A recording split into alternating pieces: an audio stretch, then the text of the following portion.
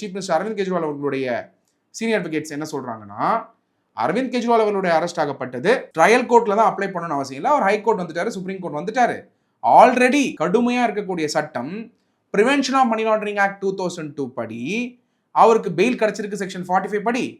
அதனால இந்த சட்டத்திலையும் பெயில் கிடைக்கிறதுக்கான கிரவுண்ட்ஸ் இருக்கு.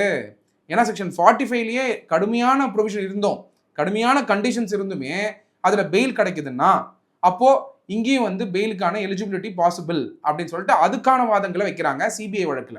ஸோ இதுல நம்ம புரிஞ்சுக்க வேண்டியது என்னன்னா, அரவிந்த் கெஜ்ரிவால் அவர்கள் பிரிவென்ஷன் ஆஃப் மணி லாண்டரிங் ஆக்ட்ல பெயில வந்துட்டாரு. சிபிஐ அரெஸ்ட் பண்ணி பிரிசன்ல இருக்கும் பொழுதே பிரெடிகேட் அஃபென்ஸ்லயே அவருக்கு கஸ்டடி எடுத்துடுறாங்க, இன்வெஸ்டிகேட் பண்ணணும்னு சொல்லிட்டு. இப்போ சுப்ரீம் கோர்ட்ல வந்திருக்கக்கூடிய பெட்டிஷன் சிபிஐ வழக்கில் அரெஸ்ட் ஆயிருக்கக்கூடிய டெல்லி சீஃப் மினிஸ்டர் அரவிந்த் கெஜ்ரிவால் அவர்களுக்கு பெயில் தாக்கல் பண்ண ஜட்மெண்ட் தான் சுப்ரீம் கோர்ட்ல இப்போ வந்திருக்கு.